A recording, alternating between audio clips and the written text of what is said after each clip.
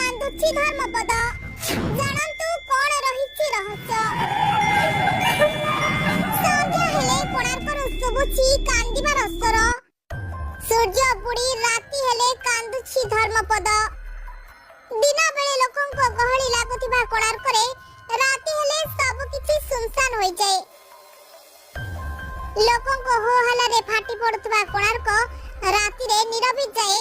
ଆଉ ସେଇ ନୀରବତା ଭିତରୁ ଭାସି ଆସେ ଧର୍ମପଦର ବିକଟାଳ ରଡ଼ି। କଇଁ କଇଁ ହୋଇ କ୍ରନ୍ଦନ କରେ ଧର୍ମପଦ। ହେଲେ କାହିଁକି କାନ୍ଦୁଛି ଧର୍ମପଦ? କଣ ରହିଛି ଧର୍ମପଦ କାନ୍ଦିବାର ରହସ୍ୟ? ଇତିହାସ ଅନୁସାରେ ସେତେବେଳେ ଓଡ଼ିଶା ବା ଉତ୍କଳର ରାଜା ଥିବା ଲାଙ୍ଗୁଳା ନରସିଂହ ଦେବ ଏକ ସୂର୍ଯ୍ୟ ମନ୍ଦିର ନିର୍ମାଣ କରିବା ପାଇଁ 1200 ବଢ଼େଇଙ୍କୁ ବାଛିଲେ। ବିଶୁ ମହାରଣାଙ୍କୁ ମୁଖ୍ୟ ବିନ୍ଧାଣୀ କରି ମନ୍ଦିର ନିର୍ମାଣର ଦାୟିତ୍ୱ ଦେଲେ। 1200 ବଢ଼େଇ ମିଶି ଦୀର୍ଘ 12 ବର୍ଷ କାମ କରିବା ପରେ ମନ୍ଦିରଟି ନିର୍ମାଣ ହେଲା। ହେଲେ ବାକି ରହିଗଲା ମନ୍ଦିରର ଦଧିନଉତି। ଯେତେ ଚେଷ୍ଟା କଲେ ମଧ୍ୟ 1200 ବଢ଼େଇ ମନ୍ଦିରର ମୁଣ୍ଡି ମାରି ପାରିଲେ ନାହିଁ। ରାଜା ଏହା ଜାଣିବା ପରେ ଆଦେଶ ଦେଲେ ମନ୍ଦିରର ମୁଣ୍ଡି ମାରି ନ ପାରିଲେ 1200 ବଢ଼େଇଙ୍କ ମୁଣ୍ଡ କାଟ କରାଯିବ। एकथा शुणी विपदरे पड़गले 1200 बढेई।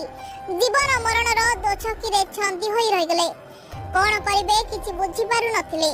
राति पहिले समस्त एका संगरे मरिबे बोली जानि सारिथिले। ठीक एतिकी बेले बापांकु खोजी खोजी पहुंचिथिला विशु महाराणांकर 12 वर्षर पुओ। से मध्य पिलाटी दिनरु मंदिर निर्माण विषय बहिरु पढिथिला। बापांक मुहरु सब सुनिबा परे से भी मन दुख कले। राति पहिले बापांक सह 1200 बढेंक मुंड काट हेबो जानी से किछि उपाय चिंता कले। मंदिर उपरकु चढ़ी जाई निज बुद्धि अनुसार मापचुप कले। पुणी मंदिर तळकु आसी बापांकु कहिले, बापा मु ए मंदिरर दधिनौती बसाई परिबी। मु भी घरे तिबा बही पढ़ी मंदिर निर्माण विषय जानिछि। मते केवल थरे अनुमति दियो, देखिबो मु मंदिरर मुंडी मारी देबी। एमितिरे राति पहिले समस्ते मरिबे, तेणु आउ किछि उपाय नथिला। पुओ धर्मपद कथारे राजी होई गले विशु महाराणा। आउ पुओकु मंदिर उपरकु जाई मुंडी मारिबाकु अनुमति देले। बापांको आदेश पाइबा परे धर्मपद मंदिर उपरकु चढ़ी जाई निज ज्ञान द्वारा दधिनौती बसाई देले। आउ मंदिरर मुंडी मारी तळकु आसिले। या देखि 1200 बढेई खुशी होई गले। पुणी हठात दुखी होई गले। ताको दुखर कारण थिला राजा जदि जानिबे 1200 बढेई 12 वर्षरे जहा करि न पारले ताहा गोटे 12 वर्षर बालक गोटे रातिरे करि देला। आ एहा जानिबा परे राजा निश्चय 1200 बढेईकर मुंड काट करिबे।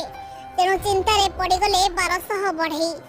ठीक सेतिकी बेले 1200 बढेईक सह बापांकर जीवन रक्षा करिबा पई निजको बलिदान देले धर्मपद। सेई दधिनौती उपरकु जाई डेई पड़िले पानीकु। आ सबुदिन पाई जीवन हारिदेले धर्मपद। देश और जाति पाई निज जीवन को भी खातिर कले नहीं। सेही दिन ठारू कुआडे धर्मपदर आत्मा घुरी बुलिला, जहा एबे भी घुरी बुलुछि बोली स्थानीय लोके कहंती। आ अनेक लोकंक लुहर अभिशाप रे भांगी पड़िला कोणार्क। एबे भी ओडिसा रे अनेक धर्मपद रहिचंती, जो माने विभिन्न कला कौशल रे दक्ष, किंतु काम अभाव रु एबे भी बेकार होई घुरी बुलुचंती। तेणु ए धर्मपद मानक पई व्यवस्था हेबा निहाती दरकार। Bureau report.